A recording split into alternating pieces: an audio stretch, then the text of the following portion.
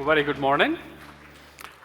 Today, I wanted to really speak from my heart because this is what I studied and this is what I do for a living, and it's been 20 years. So I'm mostly going to ditch the slide deck and really, speak to you on this topic, which I'm really passionate about.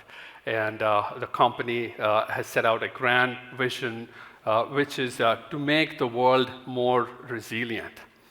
And now I'm going to tell you a story.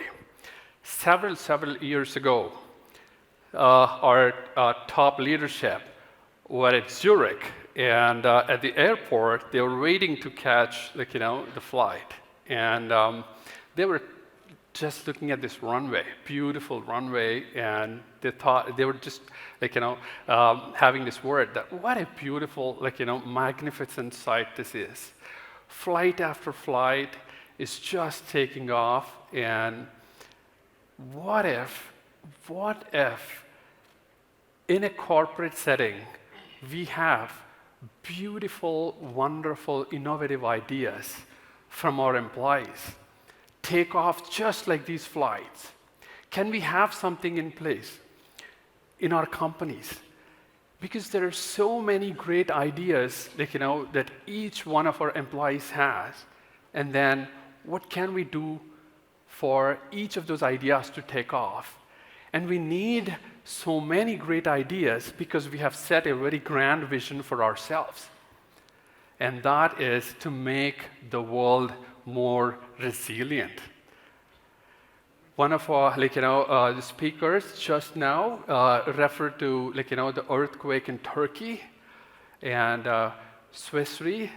Within, a couple of hours, we were able to tell how much of Swiss Re insured exposure is actually there in Turkey and Syria. That's not possible, just like that using the traditional methods. So I'm going to actually, back up a little bit and again, go back to the same story. So because we had set up, this grand vision for our 150-year-old company, Swiss Re, which is to make the world more resilient, we thought, why are, these innovative ideas not taking shape as much as they should? So that's what, triggered a thought in the minds of our, senior leadership, and they came back and they actually initiated this, huge exercise of going back the old way and talking to people, really interacting with people. The first, set of people were the people who bring business, underwriters. So we went back to them and asked, John, let's say, John, you've been with the company for 30 or 35 years. You've been a great underwriter. You bring us a lot of business. What stops you from innovating? What is it? And then during the candid discussions, they told us that, look, I have all this business, experience with me. But then to take that idea to, implement and, do all that stuff, I'm not an expert who can write a fancy piece of code, or I don't have access to all of the data that I need. I'm not, I don't have all those other skills. Yes, I'm good at business. I know that part, but then there are so many other parts to implement these ideas. And then when we talk to, other sets of people, all these young folks, let's say Srinivas from Bangalore, he's a 3 or 4-year-old, college graduate working with the company. He's very good at writing, a code in Python or R and doing analytics. And then when we spoke to them, what is stopping you from, innovating? And then what he said was, sir, I can do all this stuff. I'm very good. But then insurance or reinsurance is a domain I'm not such a good, I don't have the depth of knowledge. I need somebody to partner. I know that great solutions won't come just because I'm good at IT, just because I can write a code in R or Python. And then we said, okay, we hear you. We really hear you. We'll do something about it. And then we saw that there's a gap between the business knowledge, because we're a risk knowledge company, all these folks would come, that come a lot of business knowledge, and then there are people who can do all this AI, analytics, all that sort of stuff. And then there's a gap. We need people to collaborate. And then we continued our journey of talking to people, what else is stopping? And then we realized that everybody at some point or the other, they had this idea. And then we asked, Jennifer, why did you not, tell anybody about this great idea? You're from Bratislava. Why did you not, share this idea? And then she said, look, Kumar, I have that idea, but then at a certain point, my colleagues and my manager tell, this is a great idea, but then we have something to deliver in the next couple of days. Why don't you, scribble it somewhere and then keep it so that we'll come back to it at a later point? So we realized that, okay, so this is what is going on in a large company like ours, and maybe this is an industry problem as well. That's why I want to speak from my heart and share with distinguished audience like yourself. And later in the day, I would like to hear feedback from yourself and your stories if you or your companies are also going through the same thing. And so what we did was, okay, how to solve this problem then? We all want to do that. We all want to do these great things, and then how to solve this? It took us several years to actually step by step implement several things that culminated in a beautiful today for us. And I'm going to tell you that. First of all, what we did is we have something called Crowd Passion, which is sort of a group-wide portal where anybody, let's say you have an idea when you're on your way to the airport or sitting at home one lazy Sunday evening, you have some idea. You can just log in to that portal and just scribble whatever idea that is. And then there's a dedicated team. Their full-time job is to actually look at each idea that's coming across the group, all of the operating companies. They would actually go through each idea.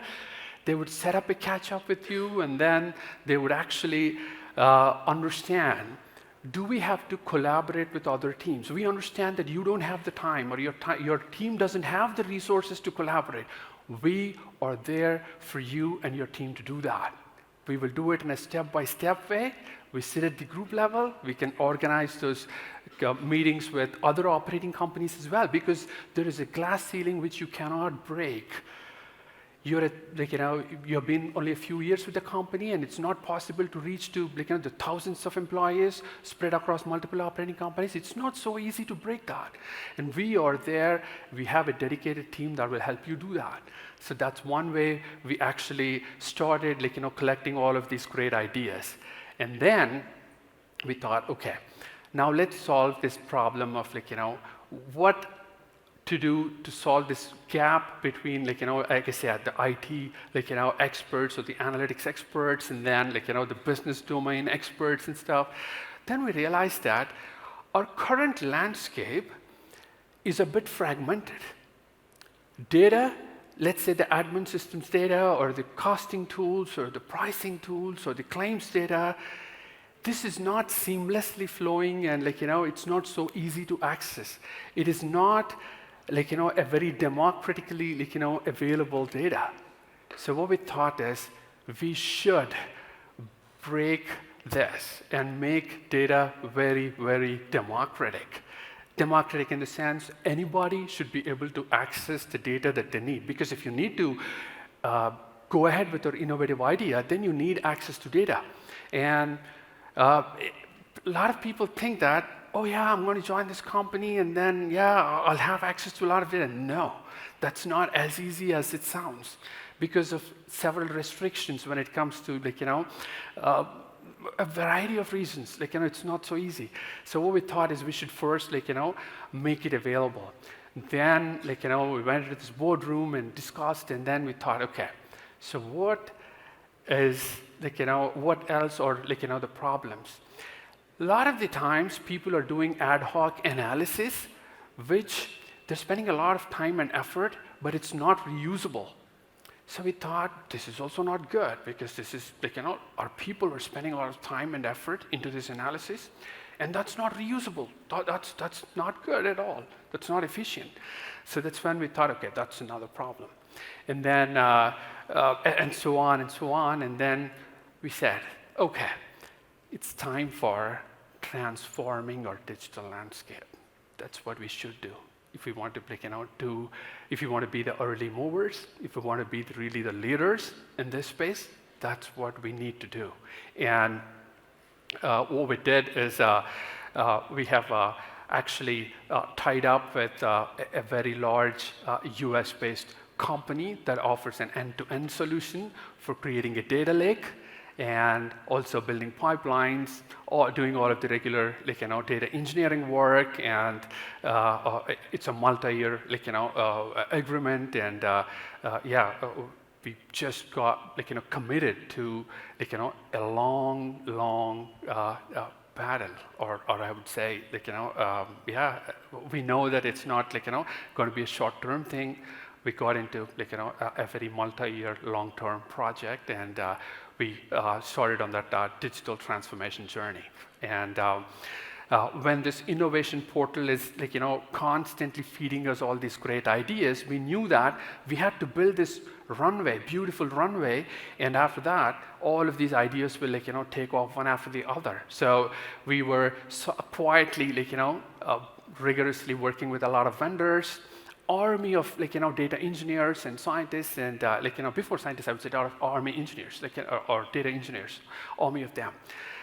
They all started ingesting data from these various departments and then build this data lake and then make it available for for beautiful, wonderful use cases. Now, coming back to Turkey, similar to Turkey, if there's a hurricane brewing, our clients told us that, look, what keeps us at night awake is if there's a hurricane brewing somewhere in the Atlantic, we want to know how much of our skin is in the game. That's what our investors want to know from us. That's what our board wants to know from us. And there's no easy way to know that. And our risk management folks want to know, with limited resources, we want to know in case we can zero in on some of the locations that will be hit, we can actually go and do those risk mitigation processes so that it's a win-win situation.